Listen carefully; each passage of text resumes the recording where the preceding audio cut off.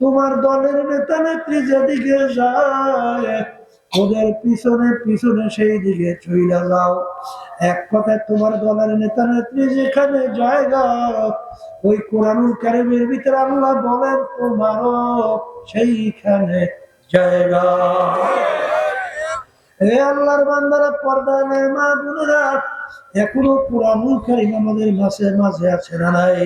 কোরআনুল কারীম যদি সত্য হয়, আমি সেই বাজানদেরকে বলবো, পর্দা নেই মা বোনদেরকে বলবো, এ দুনিয়ার বড় লোক আমার বাবারা, ধনী শিক্ষিত আমার বাবারা, বড় বংশের বাবারা, পর্দার আড়ালের মা বোনেরা, বাজার দুনিয়ার যে কোনো কাজের মধ্যে তুমি যদি 5 বার ওঠাবো, আবার ওই কাজের ভিতরে চেষ্টা করলে জিতবার আশা করা যায়, কিন্তু এই কবরের যাত্রীরা একবার যদি খোদা না খাস্তা কেউ কবরে যাইয়া ঠইয়া বস, দ্বিতীয়বার দুনিয়াতে এসে আপিল কইরা জিতবার কিন্তু আর আশা নাই। আর দুনিয়া মাজরাতুল আখিরাহ, এই দুনিয়াটা আখিরাতের সম্মান সম্পদ কামাই করার জায়গা। এ কবরের যাত্রীরা, আজকে দুনিয়ার দিকে একটু মাঝে মাঝে মুরাকাবা কইরা দেখো, একটা পিটান দিলে তুমি আর আমি সহ্য করতে পারি না। আর এই গরমের 34 মাসের রোদ্রের মধ্যে টিনের সালে বাইন্দা রাখলে 1 ঘন্টার বেশি আর নয় জ্যান্ত পাওয়া যাবে না। কিন্তু বাজান কোরআনুল কারীমের মধ্যে আমার মালিক আল্লাহর হাবিবের মাধ্যমে শোনায়, ওই কবরের মধ্যে আল্লাহর হাবিব বলেন, আল কবরু রাউযাতুম মিন রিয়াদিল জান্নাহ আও উফরাতুম মিন কুফারিন নার। হে আমার উম্মতেরা, এই যে কবর দেখো, এই কবর কিন্তু আসল কবর না। কোন কোন আল্লাহর বান্দা বান্দির কবর একটা বেহেশতের বাগান হয়ে যাবে।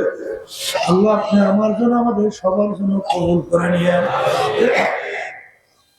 আল্লাহ রাসূল সাল্লাল্লাহু আলাইহি ওয়াসাল্লাম বলেন, কোন নাফরমানের কবরের মধ্যে জাহান্নামের আগুন এসে ভইরা যাবে। আল্লাহ আপনি আমাকে, আমাদের সবাইকে মাফ করিয়া দিয়ে। আল্লাহর হাবিব বলেন, ও আমার উম্মতেরা, কোন নাফরমানের কবরের মধ্যে 99 তিনমিনান লাউ নুফিদা বিল আরদি মা আনবাতাত খাদরা। কোন নাফরমানের কবরের ভিতরে একটা দুইটা নয়, বিষাক্ত 99টা সাপ জমা হয়ে যাবে। ওই নাফরমানকে পেঁচাইয়া পেঁচাইয়া ঠকরাবে। ওই সাপের কেমন বিষ হবে? আল্লাহর হাবিব সাল্লাল্লাহু আলাইহি ওয়াসাল্লাম বলে, আমি বলি নাই, কোন পীর বলে নাই, কোন মুফতি মুহাদ্দিস বলে নাই, আল্লাহর হাবিব সাল্লাল্লাহু আলাইহি ওয়াসাল্লাম বলেছেন, আমি শুনাইতেছি। আল্লাহর হাবিব বলে, ওই সাপের এত বিষ হবে, জমিনের দিকে মুখ করিয়া ফুট দিলে গাছপালা তরুলতা মাথা জাগাতে পারতো না। কিয়ামত পর্যন্ত নাফরমানকে পেঁচাইয়া ঠুকরাবে। আল্লাহর হাবিব বলেন, দুজন আন্দার লয়া ফেরেশতা কবরের মধ্যে নাফরমানকে পিটাবে। আল্লাহ আপনি আমাকে, আমাদের সবাইকে মাফ করে দিবে। আবার কিয়ামতের ময়দানে যখন উঠবে, এই সূর্য 1 হাত বা 100 হাত মাথার উপর আমার মালিক খুব দূর কইরা ছাইরা দেবে। আজান কিয়ামতের ময়দানে ঘর নাই, বাড়ি নাই, গাছ নাই, পানি নাই, আগুন নাও, কোনো জায়গা নাই। সূর্যের তাপে কিয়ামতের ময়দানটা পুরা লাল চামড়ার মতো লাল হইয়া যাবে। নাফরমানদের তালুটা টাস টাস কইরা পাইছে মগজ ভাতের মতো উতলাইয়া টক কইরা পড়তে থাকবে।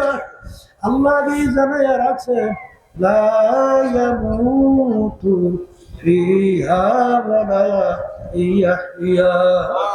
আজকে দুনিয়ার ভিতরে মানুষ কষ্ট সহ্য করতে না পারলে মানুষ মারা যায়, কিন্তু কিয়ামতের ময়দানে এত কষ্টের পরেও মউত তালাশ করে আর কোনদিন পাবে না। এ দুনিয়াদার পাগল আমার বাবারা, কিয়ামতের ময়দানে আমার মালিক হুকুম করবে, ও ফেরেশতারা বড় সৎ করে আমি ওদেরকে বানাইছিলাম, আমার হুকুম মানে নাই, আমার হাবিবকে পাঠাইছিলাম ওদেরকে শিক্ষা দেওয়ার জন্য, আমার হাবিবের কথা মানে নাই, তরিকা অনুযায়ী চলে নাই, ফাগুল্লুহু